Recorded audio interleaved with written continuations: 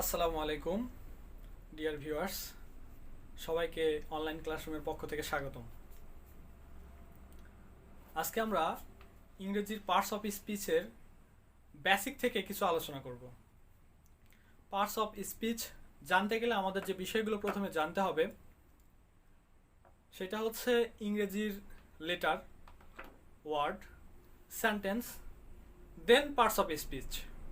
তাহলে প্রথম যে বিষয়টা আছে সেটা হচ্ছে লেটার।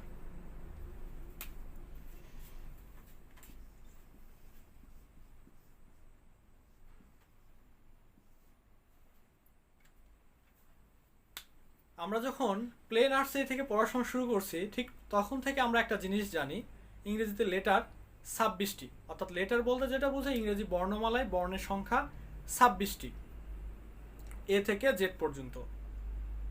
আশা করি এ বিষয়টা তোমরা সবাই জানো। যেমন এ, বি, সি, ডি, ই, টি, জেড, এ থেকে জেড পর্যন্ত এই 26টি লেটারকে, মানে 26টি বর্ণকে ইংরেজিতে আমরা লেটার বলি। এই লেটার থেকেই যে জিনিসটার উৎপত্তি হয় সেটা হচ্ছে ওয়ার্ড। ওয়ার্ড কি জিনিস? ওয়ার্ডটা হচ্ছে এই লেটারগুলোর কয়েকটা লেটার একত্রে বসবে এবং প্রত্যেকটার এক একটা অর্থ থাকতে হবে। যখন কয়েকটা লেটার একত্রে বসবে এবং বসে একটা অর্থ দেবে তখনই আমরা তাকে ওয়ার্ড বলতে পারি। যদি কোনো অর্থ না দেয় এবং কয়েকটা লেটার একত্রে বসে তখন আমরা তাকে ওয়ার্ড বলতে পারি না। যেমন যদি আমি এসিটি সরি এটিসি এটিসি এই শব্দটা যখন আমরা লিখব, আমার জানার মতে এটার কোনো অর্থ আছে বলে আমার মনে নাই বা আমি দেখিনি কখনো, সুতরাং আমি এটাকে ওয়ার্ড বলতে পারি না। যখনই আমি এই তিনটা লেটারকেই সাজিয়ে লিখতে যাব, অন্যভাবে যদি লিখি সি এ টি, ক্যাট, ক্যাট মানে অবশ্যই তোমাদের মাথার ভিতর কাজ করতেছে বিড়াল, সুতরাং এটার একটা অর্থ আছে, অর্থাৎ এটা একটা ওয়ার্ড। তাহলে আমরা ওয়ার্ডের ধারণাটাও ক্লিয়ার। যখন লেটারগুলো একত্রে বসবে এবং কয়েকটা লেটার, সেটা হতে পারে একটাও হতে পারে, যেমন এ, আমি যদি বলি এ ক্যাট, এ ক্যাট, এ দ্বারা কিন্তু এখানে একটি বোঝাচ্ছে, সুতরাং এটার একটা অর্থ আছে, অর্থাৎ এটাও একটা ওয়ার্ড। তাহলে আমরা যে জিনিসটা বুঝলাম সেটা হচ্ছে কয়েকটা লেটার একত্রে বসে যখন সম্পূর্ণ একটা অর্থ দেবে, কোনো একটা অর্থ প্রকাশ করবে, তাকে আমরা বলবো ওয়ার্ড। ওয়ার্ডের পরবর্তীতে যে ধারণাটা আমাদের আসে সেটা হচ্ছে সেন্টেন্স। তাহলে আমরা প্রথমে পেলাম লেটার, লেটার থেকে আসবে ওয়ার্ড, ওয়ার্ডের পরে যে বিষয়টা আছে সেটা হচ্ছে sentence.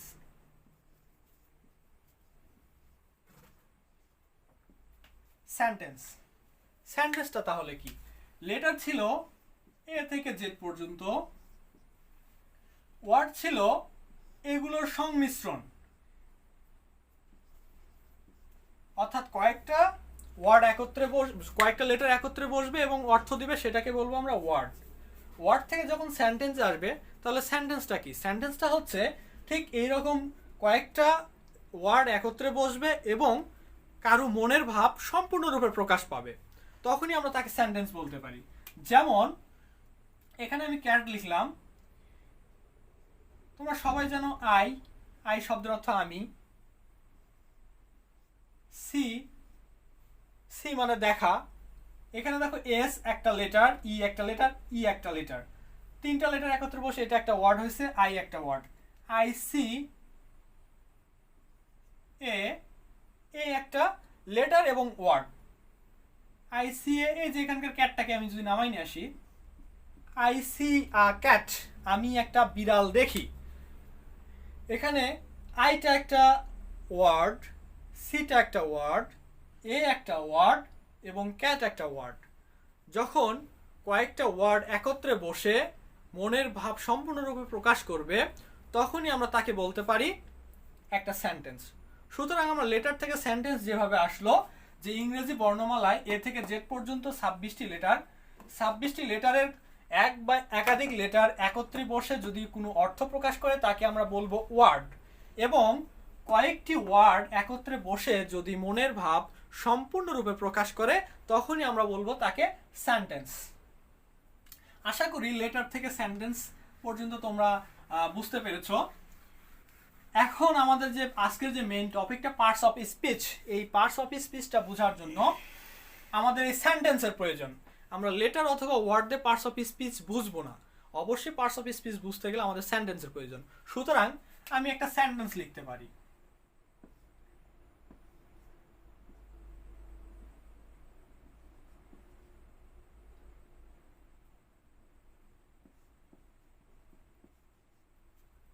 Rakib is a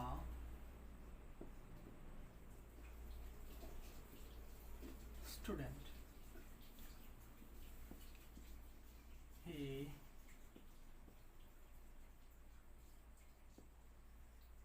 goes to school. Sorry, এখানে হয়তো জায়গা হবে না।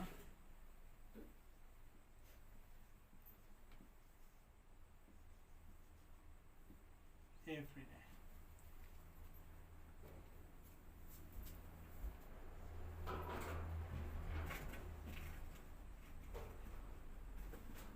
Rakib and Sakib are brothers.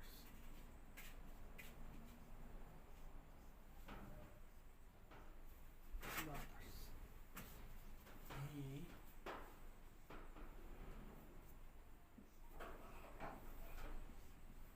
puts a pen on the table.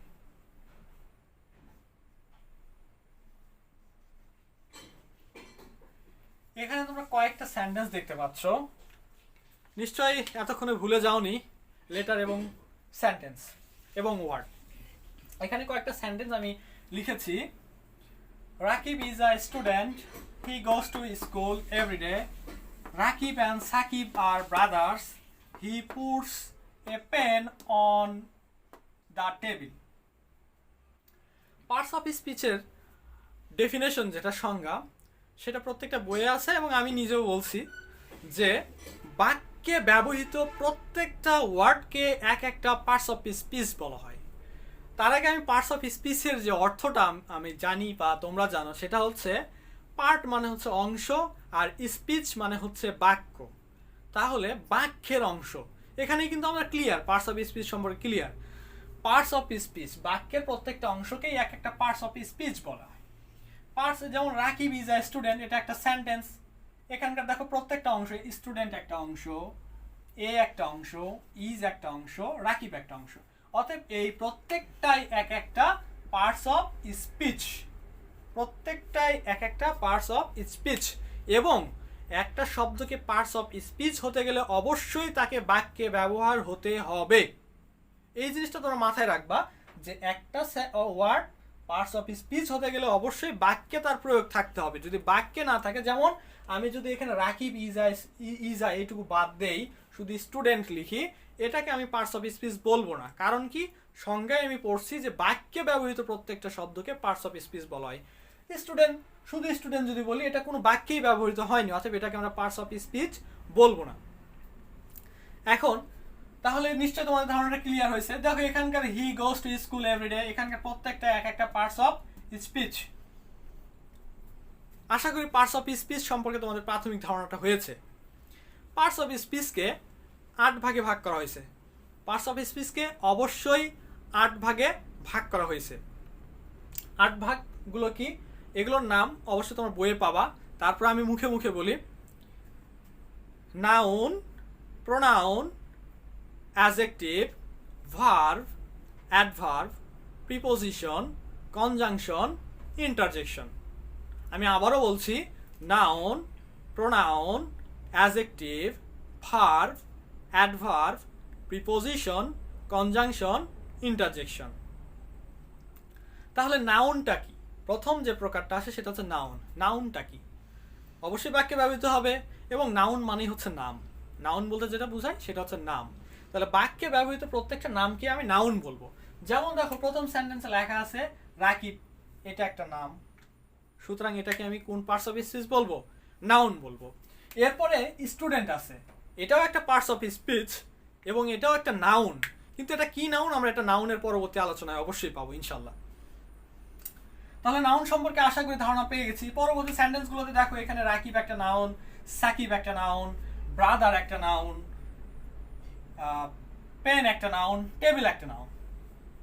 এগুলো নাউন, কোনটা কি নাউন আমরা এটা পরবর্তীতে যখন নাউনের আলোচনা করব অবশ্যই সেখানে নাউন সম্পর্কে বিস্তারিত আলোচনা হবে। নেক্সট যেটা ছিল সেটা হচ্ছে নাউনের পরবর্তীতে হচ্ছে প্রোনাউন। প্রোনাউনের সংজ্ঞা বা ডিফিনিশনটা কি? নাউনের পরিবর্তে যে ওয়ার্ডটা ব্যবহার করা হবে সেটাই প্রোনাউন। আমি আবার বলছি, নাউনের পরিবর্তে, নাউনকে যেখানে যেখানে ব্যবহার করা যায় সেখানে সেখানে নাউনের পরিবর্তে যে শব্দটা ব্যবহার করবো আমরা সেটাকেই বলবো প্রোনাউন। যেমন দেখো প্রথম সেন্টেন্সে বলেছিলাম যে রাকিব ইজ আ স্টুডেন্ট, পরবর্তী সেন্টেন্সে লিখছি আমি হি গোস টু স্কুল এভরিডে। এখানে দেখো রাকিবের পরিবর্তে ইউজ করেছি আমি হি, অতএব হিটা হচ্ছে একটা প্রোনাউন। হিটা একটা প্রোনাউন। প্রোনাউন সম্পর্কেও বিস্তারিত আলোচনা হবে।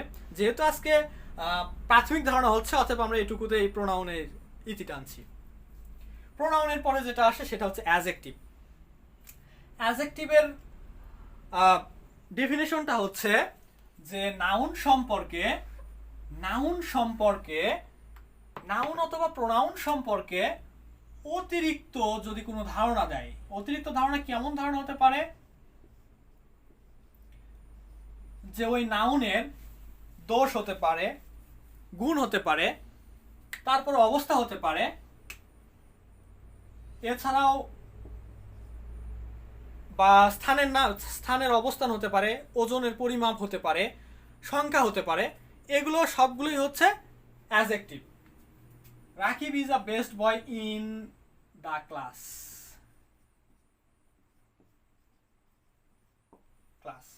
রাকিব ক্লাসের ভিতরে সবচাইতে ভালো ছেলে। রাকিব সম্পর্কে এখানে কিন্তু এই যে বেস্ট দিয়ে যেটা বোঝাচ্ছে, সরি রাকিব ইজ এ না, Rakib is the best boy. Rakib is the best boy, এখানে দ্য বেস্ট এই শব্দ দিয়ে রাকিবের একটা গুণ বোঝাচ্ছে। অতএব যে ওয়ার্ড দিয়ে কোনো নাউন, আর রাকিব একটা নাউন, অতএব যে ওয়ার্ড দিয়ে কোনো নাউন বা প্রোনাউনের সম্পর্কে দোষ, গুণ, অবস্থা, সংখ্যা, পরিমাপ ইত্যাদি নির্দেশ করবে সেই ওয়ার্ডকেই আমরা বলবো অ্যাডজেক্টিভ। এরপরে আসে ভার্ব। ভার্বের ডেফিনেশনটা কি? যে ওয়ার্ড দ্বারা কোনো কাজ করা বোঝাবে, সেটা হওয়া হতে পারে, যাওয়া হতে পারে, খাওয়া হতে পারে, ঘুমানো হতে পারে, খেলা হইতে পারে, অনেক কিছু হতে পারে, অর্থাৎ কোনো কাজ, যখন যে ওয়ার্ড দিয়ে কোনো কাজ বোঝাবে সেটাই হচ্ছে ভার্ব। তাহলে এখানে প্রথম সেন্টেন্সে আমি দেখি Rakib is the best boy in the class. Is মানে কি? ইজ মানে তোমরা সবাই জানো, ইজ মানে হয়। তাহলে রাকিব হচ্ছে ক্লাসের ভিতরে সবচাইতে ভালো ছেলে। এখানে ভার্বটা হচ্ছে ইজ, যে ওয়ার্ড দিয়ে হওয়া, যাওয়া, খাওয়া, অর্থাৎ কোনো কাজ বোঝাবে সেটাই হচ্ছে ভার্ব। পরবর্তী সেন্টেন্সে হি গোস টু স্কুল। গো মানে কি? যাওয়া, অর্থাৎ যে এটা দিয়ে, ওই যে বললাম যেটা দিয়ে করা, হওয়া, যাওয়া, খাওয়া কোনো কিছু বোঝাবে সেটাই ভার্ব। তাহলে এ বাক্যে হচ্ছে গোসটা ভার্ব, এ বাক্যে আর ভার্ব, এখানে পুটস ভার্ব। আশা করি ভার্ব সম্পর্কে ক্লিয়ার হয়েছে।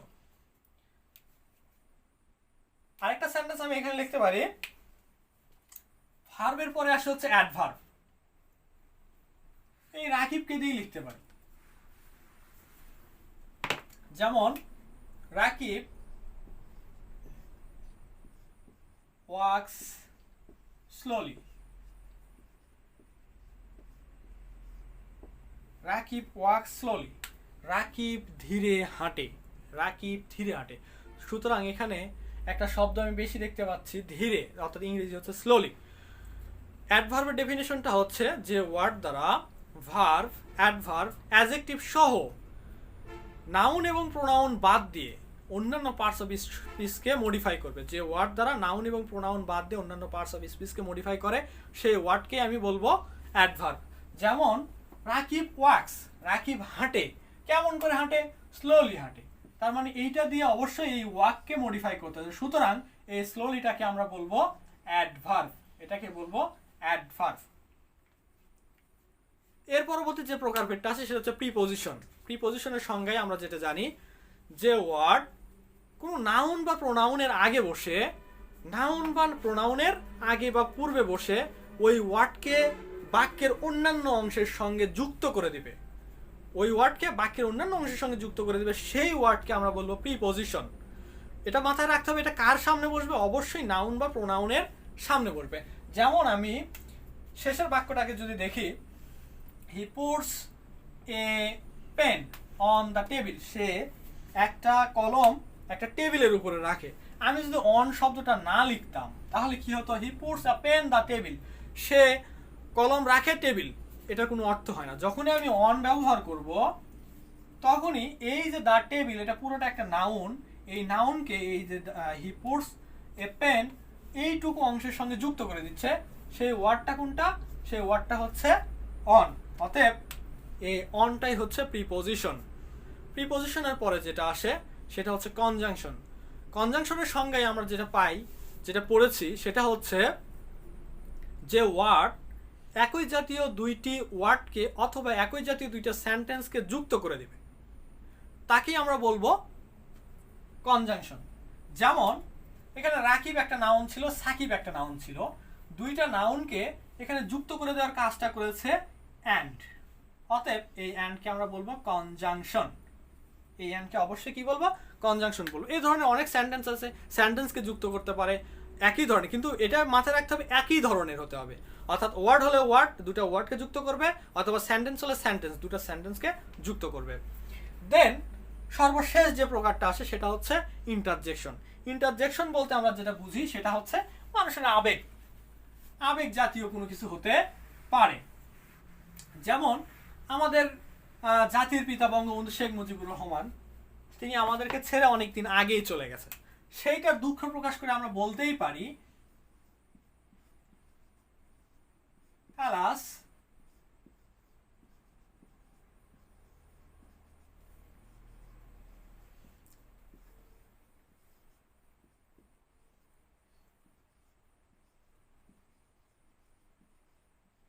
no more. হাই alas Bangabandhu is no more, হাই বঙ্গবন্ধু আর নাই। এই বাক্যে এই আলাস শব্দ দিয়ে আমাদের একটা আবেগ, দুঃখ প্রকাশ করতেছি। একটা দুঃখ প্রকাশ হচ্ছে এক ধরনের আবেগ, এটাও একটা আবেগ। তো যে ওয়ার্ডগুলো দিয়ে আবেগ প্রকাশ করা যাবে সেই ওয়ার্ডকে আমরা বলবো interjection. Alas Bangabandhu is no more, হাই বঙ্গবন্ধু আর আমাদের মাঝে নাই। আশা করি পার্টস অফ স্পিচের 8টা প্রকারের প্রাথমিক ধারণা তোমরা পেয়েছো, এবং এই প্রত্যেকটা প্রকারের আমরা বিস্তারিত আলোচনা করব পরবর্তী এপিসোডে।